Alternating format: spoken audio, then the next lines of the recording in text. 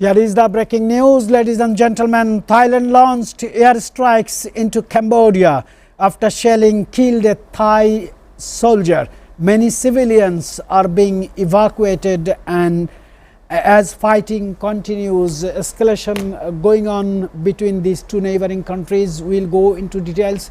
First, let me welcome my panelist, Dr. Ali Ahmed, former member, National Board of Revenue, very expert on international issues. We have our international affairs commentator Shamsul Pantho, and from Washington DC we have SATV's geopolitical correspondent Sir Norman Flood Barnes. Let me begin with international affairs commentator because he is following the latest world's news strikes, breaking news and important stories popping up on the top ranking. Shamsul Pantho, sir. Well, thank you, Mr. Kanchan, for passing me the mantle on the program. I want to welcome, a very warm welcome to Mr. Ali Ahmed in the studio, and of course our SATV's geopolitical correspondent, Mr. Norman Floyd Barnes, situated in Washington, D.C. As I was hearing you beginning the topic regarding Cambodia and Thailand, I want to make sure that all of our viewers know what happened earlier on. They had a 5-day border conflict in July that killed dozens of people and displaced about 200,000 people on both sides of the frontier. I believe that the US President Donald Trump had brokered a ceasefire agreement, which is now in shambles as the Thailand military authority has created an airstrike earlier today, and this is of course marking the collapse of the peace plan negotiated by Donald Trump. On the other hand, Donald Trump says that Ukraine's President Volodymyr Zelensky has not read through the peace proposal the 19 points that almost favors the Russian counterpart. In another escalation, we can see the Colombian President Gustavo Petro requesting investigations into corpses that are washing up ashore the Colombian water, suspecting they are the victims of the US military strikes on alleged drug trafficking vessels in the Caribbean. I want to pass it back to Rashid Kanchan for discussion. Yes, sir. Thank you very much. Let's go to Washington. Let's hear from Norman Flood Barnes, who has more news, more breaking stories, and of course very important because Donald Trump started behaving unpresidential with other counterparts like Volodymyr Zelensky. Would you please put your text, sir, on the screen to discuss for today's program? Greetings. Greetings from Washington, D.C. this morning. We starting out with today going into Monday morning that when the Washington people and the lawmakers and the news people wake up today, we are now looking at the situation that's unfolding in Thailand and Cambodia. As my colleague mentioned earlier, that President Trump brokered a ceasefire deal, which appears to be today in shambles. The conflict has started again, and right now the Pentagon is looking at exactly what's going on, what they need to do. At the same time, the situation in Venezuela with our military is ramping up. There's additional, enforcement efforts are being made. There's more boats going out there. There's more situations with our military in the boats, and also we have to watch that there's another flare-up. Actually, yesterday there was a coup attempt in Benin, West Africa. So we have to watch that, and the Nigerian military was requested to come over there to basically provide support, and other West African nations are also looking at this coup attempt. They're trying to put it down. There's elections coming up in April over there. So right now, it appears that we are entering into a season of conflict. Same time, we still are dealing with Europe. We're still dealing with the situation with Gaza. We're still dealing with the situation with Russia and Ukraine. And Ukraine has the president stated that Zelensky stated that he's not ready. He doesn't feel comfortable coming to the table talking about the terms. So we go on with the additional bombardment of the drones and attacks in Ukraine. and Europe is basically pausing and waiting to see what's next. So the tension in Europe is very high right now because they feel that something is going to happen, and it's not just going to be in Ukraine. So we're looking at, again, as I mentioned, a season of conflict starting. Very, very important topics you have put on the table. Let me come to Ali Ahmed. My very favorites are Cambodia and Thailand. Both are very peaceful nation. They have hundreds of years of history of good friendship. I just want to know what triggered the latest escalation between Thailand and Cambodia, and why did it intensify so rapidly into even airstrikes? Because there was a ceasefire brokered by US President Donald Trump. What happened suddenly? The immediate cause was these soldiers of both the sides, the border guards and other soldiers, they normally stay face to face, sort of very close from one another. And so today the immediate cause has been a Thai soldier died because of the bullet of coming from the other side, Cambodian side, and that triggered the Thai authorities because they are stronger, and so they can easily go away with killing and all those things. Moreover, the peace that so-called peace that Donald Trump brought there through a ceasefire was not peace at all, because you have to go into the details of it, into the background of it, and then decide what is right and wrong. Donald Trump just called them and said there is a ceasefire, you are not going to fight anymore. So since it was Donald Trump said, none of them dared to make him unhappy. So they agreed, but it was not accepted, especially by Thailand, who has long grievances of border disputes. So has Cambodia. So the unsettled border disputes are there. That is the basic reason. And the last ceasefire that Donald Trump brought about was not really a ceasefire. It was a rule of thumb, and the way he does things, he did it, and it doesn't stay. So that is it. There are a lot of people of Thai origin are on the other side of the border, and Cambodians are on this side of the border. There need be a population exchange or a exchange of land or things like that. That has not happened for many years. Right. So that is the reason. Right, sir. You have used one word from the negotiation part, rule of thumb. And Mr. Norman says that this is a season of conflict. I want to draw the attention of our international affairs, who has expertise on following these issues very deeply. Sir, how significant is the border dispute historically, and how does this current flare up compare to past confrontations between the two countries? So far worldwide, both the countries are recognized, certified as peaceful nation in border, in business and in ASEAN, though Cambodia has a Camaruz.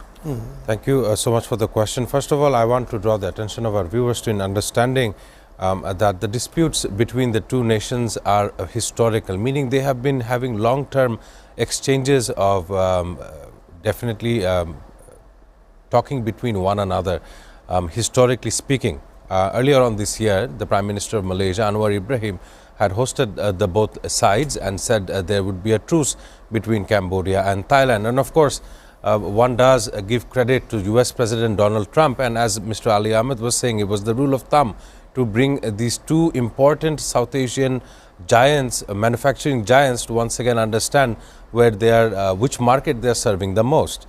Currently, there is almost 817 kilometers of border which remain undemarcated between Cambodia and Thailand. And earlier on, we've seen in mid-July, that they have exchanged hostilities.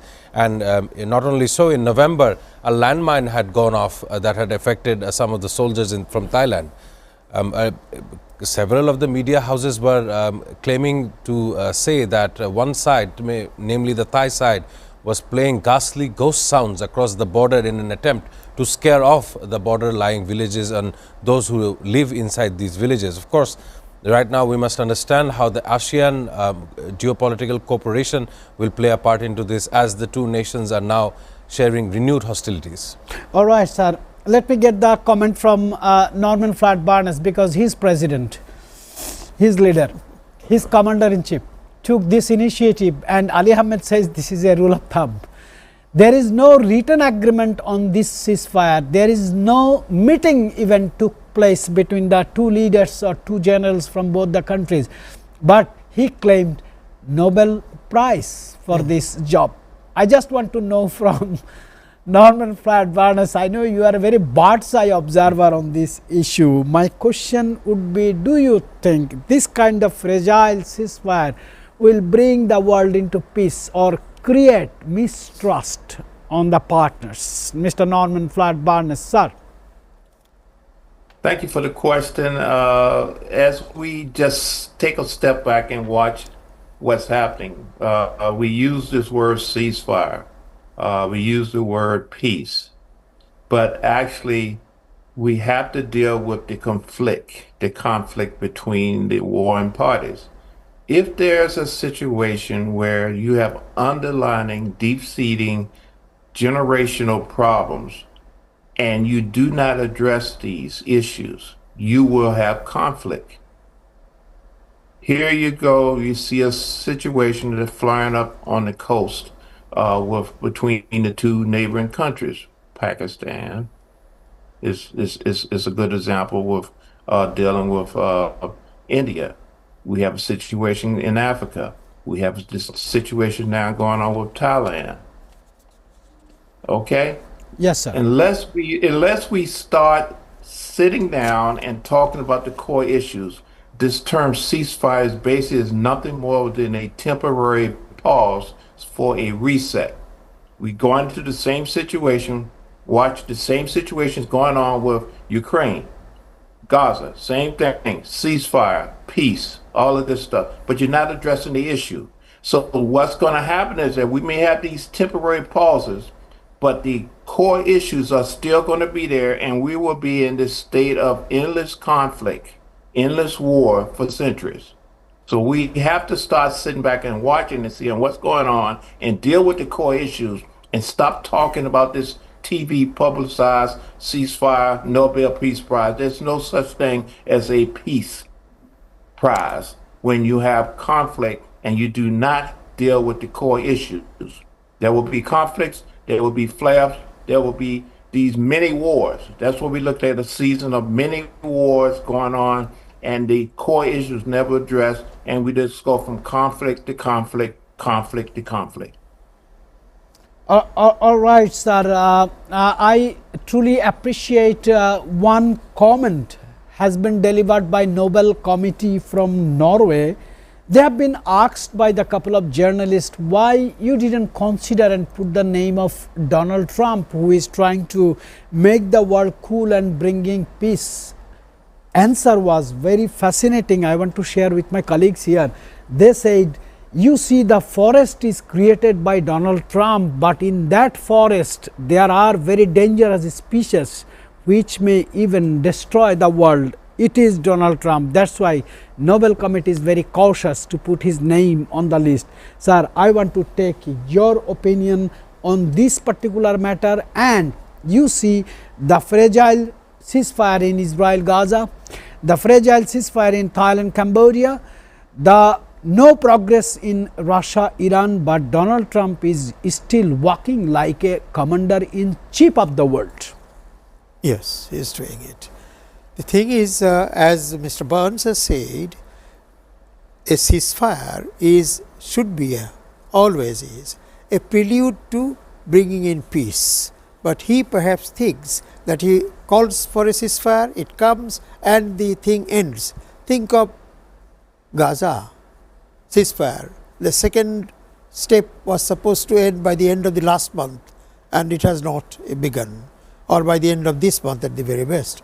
But nothing has been done, and I don't think there is going to be many things done in this respect.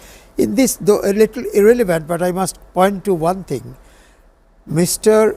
Macron, the French president, he told it, and on record it came in the TV, etc. He said that his intelligence report says that Donald Trump might betray this case of Zelensky and others.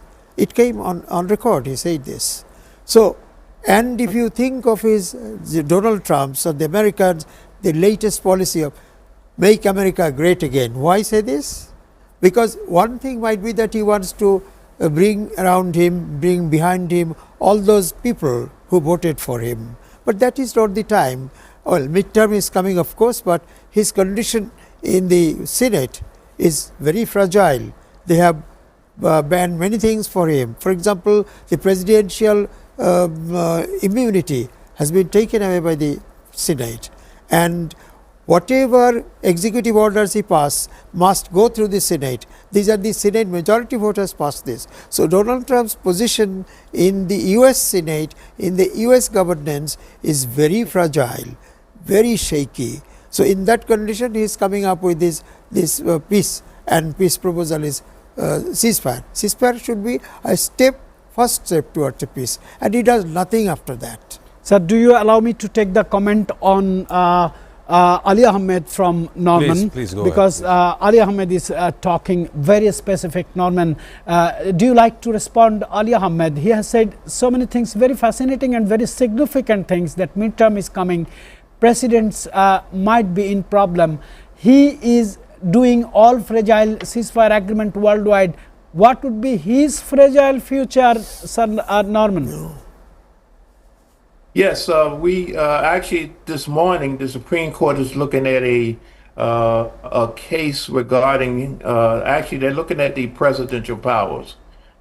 Several members of the Supreme Court wants to enhance the presidential powers, but yet Congress, Senate, House of Republicans is now scrutinizing. Actually, they're looking at this boat attack that happened early in September. The second attack on that speedboat. They want now the Secretary of War to produce the video so they can look at it, because they're not satisfied with the results, and even the comments from the military official, the admiral, stating that he approved the second attack. But the situation now is basically that we are now engaged in this conflict globally, in South America, different parts of the world, that we are now questioning our commander-in-chief's actions, what powers he has. Are we giving him too much powers? Do he need additional powers? So that question is being brought up. So as this is happening here in the United States, the rest of the world is watching and looking at the situation. Is the United States stable? Is the United States a leader? Should we start taking our own security measures in our hand? You're seeing it now, some good examples in West Africa. Other countries are now requesting their supporting neighbors to support them. Europe is looking at the situation with NATO. NATO is looking at, do the United States have to support? Will they be there, or will they switch back and forth to their best interest, America first? What does America first mean? Does that mean we just worry about the United States, or do we worry about the interests of the United States? It's not longer help our neighbors, but what is the interest of the United States? And will the United States support us, or will they back up, or will they change hats and go the other way? So now the other countries have to figure out, we have to be able to stand on our own, find other support, and not to be dependent on the United States to come in and save the day. All right, sir. Let me, of course, onboard our international affairs commentator Shamsul Alam Pantho. In my career, I found him very sharp observer. Sir, after Ali Ahmed, after Sir Norman, I'm sure you have something to comment on this particular issue. Is Donald Trump making America great again, or is he making America dangerous? Thank you for the question. I acknowledge how Mr. Ali Ahmed and Norman Floyd Barnes was understanding the decision making given from the most powerful seat on the face of this planet. Of course, there was multiple talks in the tabloids as well as the media whether or not he'll be nominated for the Nobel Laureate Peace Prize. But according to various sources online, the FIFA Peace Prize, coming from Gianni Infantino, who's of course very known to Donald Trump, has given him or awarded him the very first ever inaugural FIFA Peace Prize to President Donald Trump. Of course, this has taken to storm in the social media, as we know that the FIFA World Cup will be held in USA, Canada and Mexico combined coming up next year. So once again, I want to reiterate the fact that the vibe of the people must be given some kind of attention to. Donald Trump, ever since he's been taken office, he has deployed members of the National Guard across various cities. He has given a 70-country tariff package for most economies of Asia and worldwide alike. So all of these decision making coming from the President of the United States does create a situation worldwide. And as we look forward to the next year, the midterm elections is coming about, which will show or see the likes of the vibes of the people that had voted him to power in the first place. So I want to say one thing. Yes, I want to say one thing. These tariff powers that the whole world was criticizing, including the small fry eye was criticizing. But the thing is, he cannot do it by law. Now it has been upheld by the Supreme Court of the USA by 7-2 votes that he does not have this authority, and it is gone. So the US concerned people will have to impose taxes, not the president. It will not be there. And this Stormy, you know that woman. Yes. And that case is also coming up again. He is being engulfed from all the sides. Sir, one question is coming from one of our viewer. She is a lawyer by profession. She requested me to do this question to Norman Flat-Barnes from Washington. She is Shoma Ghosh Monica. Thank you very much for asking these questions in live streaming. I appreciate this. Shoma Ghosh Monica, I am asking your question to Norman Flat-Barnes. She said, how dangerous could Donald Trump's hostility be global politics, and what role does he play in the Russia-Ukraine war, because she sees no development? I am passing Shoma Ghosh Monica's question to Norman Flat-Barnes. Thank you for the question. It appears that the momentum is shifting. The United States views and policies are now shifting more towards, in the situation with Russia and Ukraine, towards a amendable solution in favor of the Russians, which causes tension and problems with Europe and how the rest of the world sees the United States position in terms of dealing with conflict. It appears that the United States is geared towards resolving conflicts that will be financially advantageous to the United States' future, not suppressing the peace, not putting things back the way they were, is moving forward. Being that they're now in the process of talking about these peace processes, there's plans for future engagement involving the interests of the United States. So that is something that we have to really watch. What is the end result of this peace, so-called peace process, and what effect is that having on the rest of the world? What appearances they have? If they're looking for peace for and stability for the people, as I see it right now, nothing is important about reconstruction and putting people back the way they were. Everything is about moving forward, and as we move forward, there's always a part of that that includes the United States and their goals in terms of growth and development and enhancing the Back to America way. All right, sir. It's time to wrap up these topics because we have more important things in our hand listed. As our international affairs, Shamsulan Panto has put some important topics and Norman has given us some topics. But I want to do a concluding question to Ali Ahmed, who has the experience and the age, who has the education and observation capacity. to face this very tough question. Do you think Donald Trump and his allies are organizing things or intentionally disorganizing everything?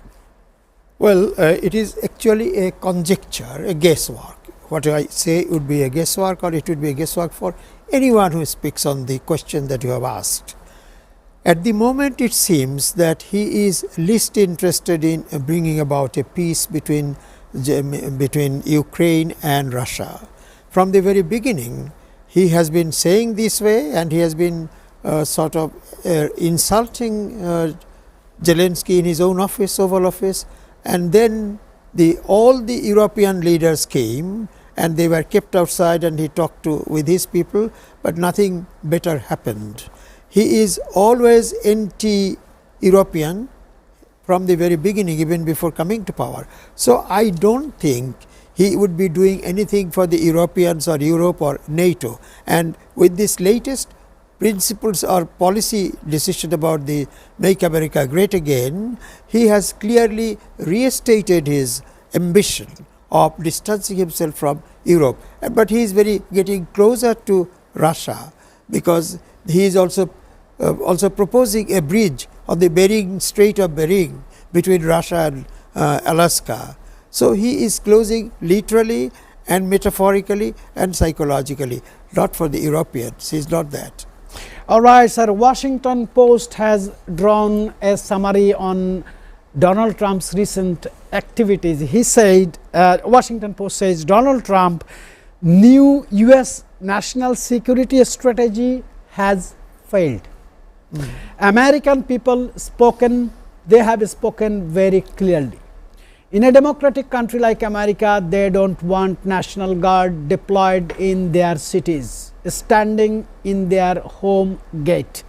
That's why Donald Trump took a new advantage. He has shifted his foreign policy from National Guard to there. I will bring Norman later, but first I have to go to our international affairs commentator regarding the Russia-Ukraine war. Sir, you have heard that overnight Russia launched a large-scale attack, around 653 drones and 51 missiles targeting Ukrainian energy, transport and infrastructure, with wide-ranging blackouts and damage across multiple regions. My question is, like a very ordinary journalist, given the scale of the latest strikes, do you believe Ukraine can maintain essential services like power, heating machines this winter, and should allies escalate support immediately? Because I personally don't see any hope of ray of ending the combat war between these two countries, because Vladimir Putin is reluctant.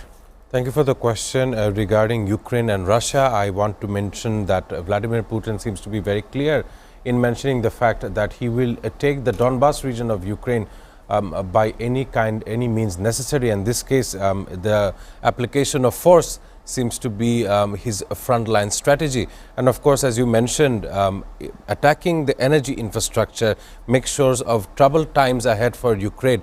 We still have almost 3 months left of winter season inside the European region.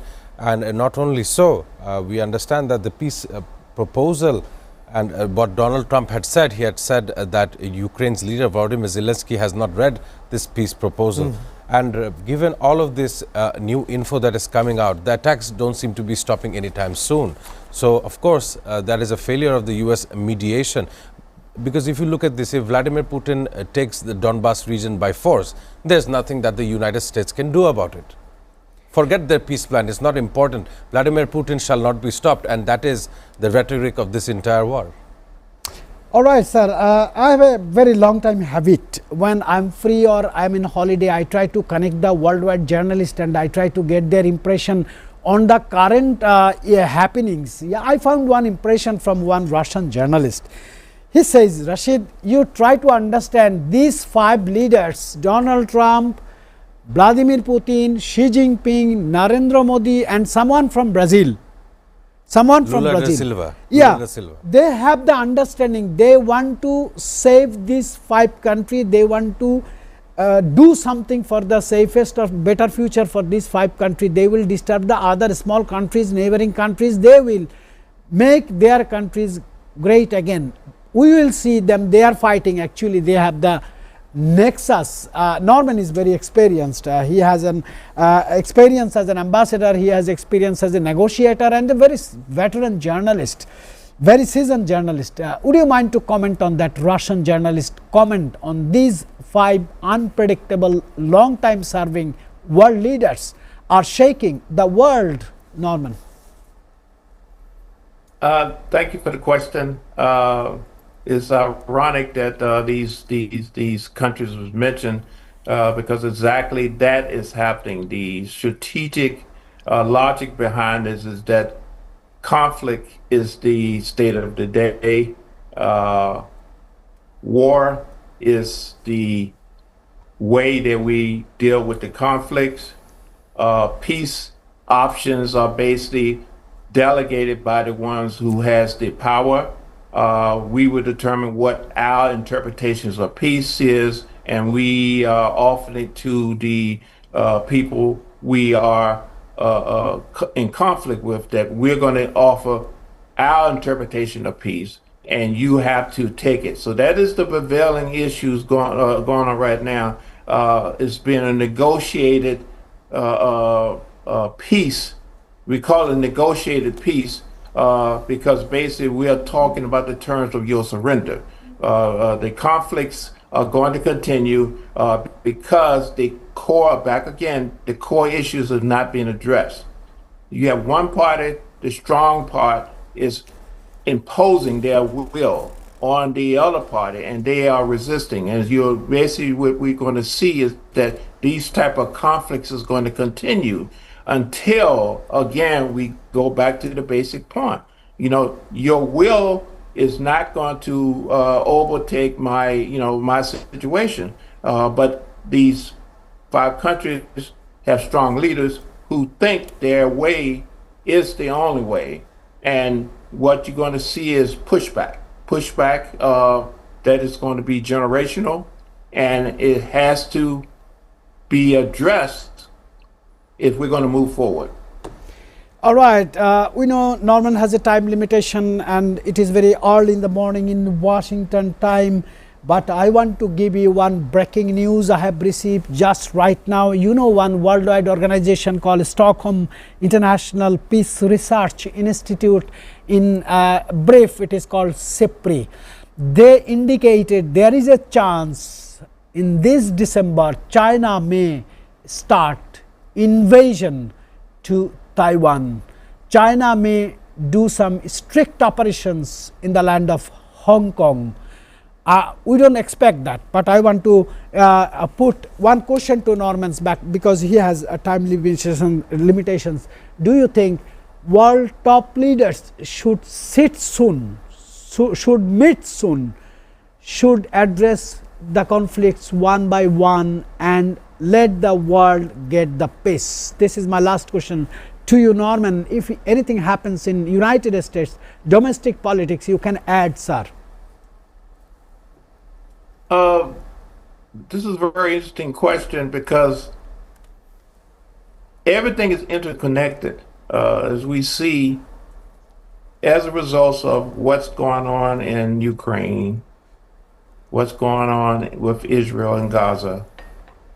Other things, people are watching and seeing how these things act. The term ceasefire is not a ceasefire. Doesn't mean we stop fighting. That's basically we just suppress the amount of force that we're using. We just do a suppress attack as we use the word ceasefire. The problem is that basically people are saying how the United States, how Russia, how we relate to Russia, how we relate to China, how we relate to other parts of the world. They're saying, well, if they're doing that over there, we can do this. And what's happening is, again, everybody has conflict issues, how they address them. So right now, it appears that the United States is not is going to deal with China in a rational way. They're working with Russia in a different way. So the world doesn't know. So basically, people taking it upon themselves to deal with their issues in their environment in the manner they see fit. And that is right now, as I mentioned, put us in a season of conflict. We're going to see these issues because there's no stability right now. We're going to a very unstable time, very fragile, and the so-called leader of the world is now being challenged internally by the people and the courts. So basically, they seeing him saying things, but it's being retracted and being conflicted by the country. So they have to look at. We have to start taking care of our best interests and not depend on the United States and other Western part of the world to come save a day. So it's a new world order in change. It's a shift, and it may be positive, but immediately there's going to be conflicts. There's going to be issues because people don't know. They're not stable. Nothing is safe. Nothing is stable. Everything is up for negotiations, and right now people are not communicating. They're not talking properly. All they're doing is basically acting and reacting in a military way. I really appreciate your very fine-tuned journalism. I really appreciate your braveness, and I really appreciate the standard of presentation you have shown to our show. Norman, I wish you a very good day. Enjoy the weather in Washington. I know snowfall is going on, but the political weather is very hot over there. Very hot. Thank you very much, sir. Sir, we will come back to the studio. Norman has done a great job. He has talked very neutrally. But I have in my hand global military spending surge report has been published right 13 minutes before. Global military expenditure reached United States dollar 2.718 trillion in 2024, but they are assuming it will be more than $7 trillion. It was 9.4 of the total budget of the world, but this time it might be 27%. That means world is fully engaged with war. And they says if there are some countries, they are not into war, but they are spending more for their security. Preparing for the war. Yeah, war is moving into over there. We'll be coming back after a short break because production control room is pushing me to go to the break. Producer Arman is talking regarding the break. We are going for the break.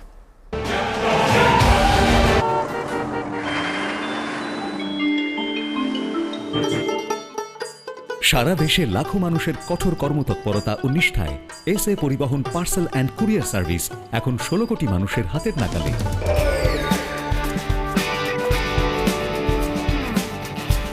দীর্ঘ 30 বছর ধরে বিশ্বস্ততা ও দ্রুততার সাথে সেবা দেওয়ায় গ্রাহক সেবায় এখন শীর্ষে। বাংলাদেশে গ্রাহক সেবার সাফল্যের পর এসএ পরিবহন পার্সেল অ্যান্ড কুরিয়ার সার্ভিস এখন বিশ্ব বাণিজ্য কেন্দ্র সিঙ্গাপুরে। আপনার যে কোনো পণ্য সিঙ্গাপুর থেকে বাংলাদেশে বুকিং এর জন্য যোগাযোগ করুন। এসএ পরিবহন private limited, logistics parcel and courier service, 22 Roberts lane, Singapore 218302। Phone 0065 629 24900।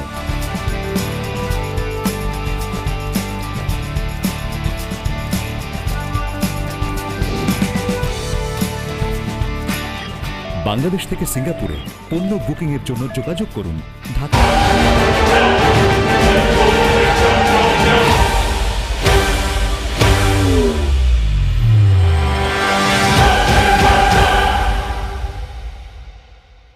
I have breaking news, but I want to begin with Shamsul Alam Panto, who still have so many things regarding the Russia-Ukraine ceasefire, current bombardment, and launching large-scale airstrikes through 653 drones has been dropped in Kiev and 51 missiles targeting the Ukrainian infrastructure, especially energy.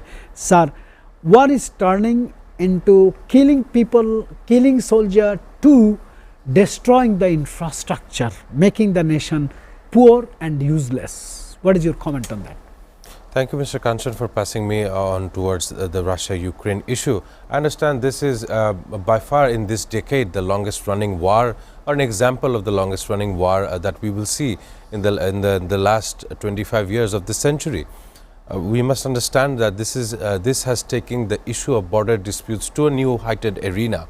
Today, because of this Ukraine and Russia war, we see tensions between North Korea and South Korea. We see tensions between Pakistan and India. All of these nations that I will mention do have historical border disputes, and one cannot ignore the fact. Severe tension now between Japan and China. Japan and China. Thank you so much for including this detail. I want to bring it in as on December 6th, we have seen that one of the aircrafts were pointing locked-on radars between China and Japan. So these are heightened tensions, and of course it had begun with Ukraine and Russia. From the eastern flank, that is where the demilitarized zone, or at least if they come to a negotiation while having a demilitarized zone, would be a matter of concern. As we know, the NATO spending has gone up to 5%. Some nations of the NATO do not see eye to eye in this regard, but I want to bring out the example of Finland. It has a long, vast border territory with Russia, and it is every now and then we see drone incursions into these European nations, which everyone thinks as a security concern. But if you look at Ukraine, the leader of Ukraine, Volodymyr Zelensky, he's not a seasoned politician, in my opinion. Yes, he is the president of war for Ukrainians and all of those in that country alike. But he does not have the long doctrine of a politician does have. If you look at Vladimir Putin, he was a member of the military secret agency, the KGB of the Russian side. And of course, this very man is now in charge of the Kremlin, and not only so, the future decision making of Russia.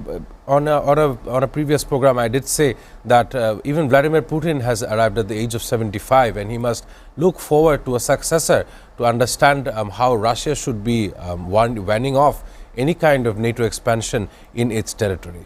After Shamsul Pantho's very wide, vast and very structured comments on this particular issue, I don't want to put any question to Ali Ahmed, because he himself can talk about on this particular, but one just a small hints I want to give. Do you think Vladimir Putin is going to be the nightmare of Europe? Of whom? Nightmare of Europe. He is already almost. He is threatening Zelensky and his Ukraine. It's well known. Ukraine, Zelensky is going to meet today or tomorrow with the European leaders, the coalition of the willing. They are in London. Maybe the meeting is today or tomorrow. They are in a fix because they are not. They said a few days ago, they said that it will take about 3-4 years to prepare for the war. They are all preparing for a long drawn out war with Russia because they know things are coming, but they are not prepared yet. But still, if war comes, they have to handle it, and they seem to be preparing themselves and their people for the war that seems to be coming now, very unfortunate though it is. So this I believe that USA or Mr. Donald Trump's USA is not going to be there with them. It is the European powers, mainly Britain, Germany, France and the others. So there might be a war, but it's very difficult to say at this moment what the outcome of such a war can be, because there would be no peacemaker. Normally, America, after Russia, America was the sole peacemaker in the world, that is interventionist power. Now, if these great powers of Europe fight with Russia, who is going to be the intermediary, who is going to propose peace? So there seems to be a very bad time ahead for the world. And if war is there in Europe, Asia is not far away from it. And even if there is no active war here, we will suffer in so many ways. War is not a thing that we want, that nobody wants. Sir, I have had the opportunity to interview Helmut Kohl, former German Chancellor, who was actually the initiator and founder of European Union. I can still remember, I asked him one question: what was the thought behind this planning to make Europeans united? He said, to less dependency on United States, NATO, and to protect ourselves from combinedly from Russia. And some commentators are saying this idea has failed after 30 years. First, I want to take your comment. Do you think Europe is going to be divided? Because French president is in China now.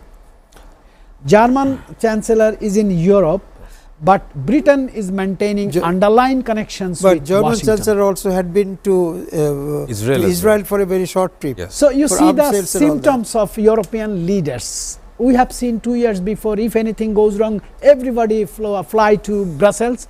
They sit over there, they take decisions, then they talk with Washington.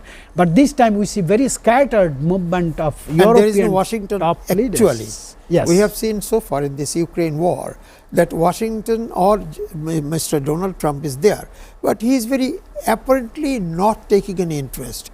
He is trying to throw it away. So it is very clear, as Mr. Macron of France said, that he might be betraying totally. He would be saying, I am with America and not with, let Europe do whatever they do. So these European leaders may have to handle these Russians. And one survey also said, not survey actually, a news item, that while the Europeans are very sympathetic with Zelensky and his Ukraine, giving them arms, giving them ammunition, everything, but very unlikely that they will physically send their soldiers to fight for Ukraine. So the future doesn't seem very promising. Yeah, discussion is going to be very interesting, but I want to take your comment. Do you think Europe gonna be divided? Thank you for the question. I was listening to Mr. Ali Ahmed, and of course, the Ukrainian President Volodymyr Zelensky is in the United Kingdom today, as Keir Starmer's government is hosting him, as well as other allies of Europe. The coalition and of the willing. Coalition of the willing, as namely of the group of people and group of European nations which are looking forward to a peaceful reconstruction post the warlike situation that has been taken to storm in Ukraine for the last 3.5 years. But there are some aspects that I want to mention as a fallout of this war. Of course, civilian lifestyle inside Ukraine is hampered. One can understand that their country is going through war, and of course, when in a war-like situation, businessmen do not come forward with investments. They know that their investments will not have any kind of return or possible return. That is one aspect of a group of people who want to do betterment for Ukraine. Of course, there is a humanitarian crisis that has been unleashed. Many of Ukrainian citizens are moving into neighboring European nations, as well as Turkey, as far as I know. And previously we were looking forward to almost 20,000 children that have been exploited from the Ukrainian side by the Russian counterpart. So these are kidnapped. So these are significant developments in the war, and I want to understand how the US sees it. I want to take back everyone's attention towards the fact that European Union as a whole were not spared from the US administration's tariff package. Once again, there are tensions between US and the allies, or as we used to know them, as in Europe. So faltering of negotiations, faltering of allegiances is what is here at play, and that is the reason why Emmanuel Macron of France is also seeing Xi Jinping in China. All right, sir. One of my journalist friend asked me from France this morning that if you think one thing, it was NATO and Washington aligned to protect Ukraine. Then it came to, from NATO to it came to European Union. Now they are calling it coalition of willing. So try to understand what is going to be happen. Ladies and gentlemen, I have still in my hand very important fragile ceasefire in Gaza Strip, promises of post-war governance under a proposed international body is collapsing. The civilization of Gazan people or Palestinian people are at huge risks. I am going for a short commercial break.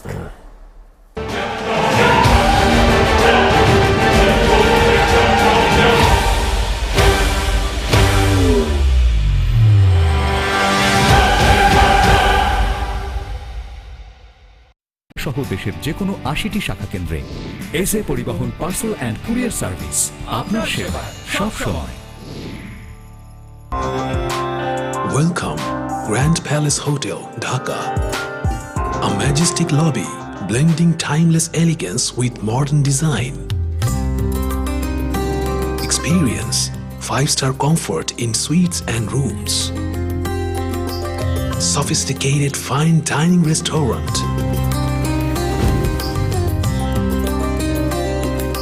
crystal clear swimming pool for ultimate relaxation, modern gym and serene spa for well-being. Perfect venue for corporate events, weddings and parties. Seamless and secured.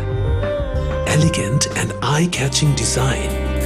Indulge, relax, discover the first 5-star chain hotels in Bangladesh. Grand Palace Hotel Dhaka, 22 Kakrail, Dhaka, Bangladesh. Welcome to Grand Club at Mirpur 10 Dhaka.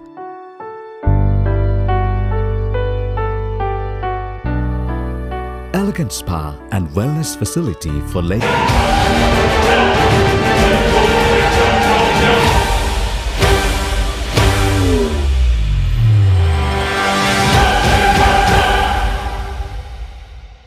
This planet becomes very happening place right this moment, but most of the incidents regarding conflicts, war, misunderstanding, trade war, tariffs. But ladies and gentlemen, as per the request from our audience in social networks, I can see they demanded to talk about the future of Gazan people or Palestinian people. Sir, I want to bring on the table fragile ceasefire in Gaza Strip. As you heard, that Donald Trump committed they will start reconstruction project in Gaza. They have killed 75,000 people in Gaza. They have killed people in Lebanon. They have killed people in Iran. Now there is no symptom of reconstruction process, while we can see IDF proudly stopped the aid trucks. I have no comment, sir. I just want your opinion. It was supposed to be that by this year end, now it is the month of December. By the year end, there should have been a structure of governance, although people may not like in the world, but Donald Trump was supposed to be at the head of the government, and Tony Blair, another discredited gentleman from Britain. Nothing is moving, and I have not heard Mr. Donald Trump to say a word about Gaza. Nothing, but just a few days of the year. They are promised timing, so nothing is being done. This German Chancellor Merz met Netanyahu in Tel Aviv, and he said that there is a talk of two-state solution. The German Chancellor said. He didn't say, Netanyahu didn't answer, but after his departure, he was briefing the press and other things, but there would be no state of Palestine. Just think of the audacity. Although Donald Trump is saying it and the whole world says this, and nothing ever happens to him. Nobody ever takes him to task. It is because of Donald Trump's audacity, his leniency shown to this person and to this country. So I think they do not mean business. And if America, it's better that America should give the responsibility to the Europeans and say that, okay, you manage it, I am withdrawing. But that he will not do, because he understands that if he withdraws himself, then Gaza or Netanyahu, they will be facing the truth by the Europeans even, and he doesn't want All right, it. sir, time is running very fast, but I want to get one comment from Shamsulam Panto in 30 seconds, sir.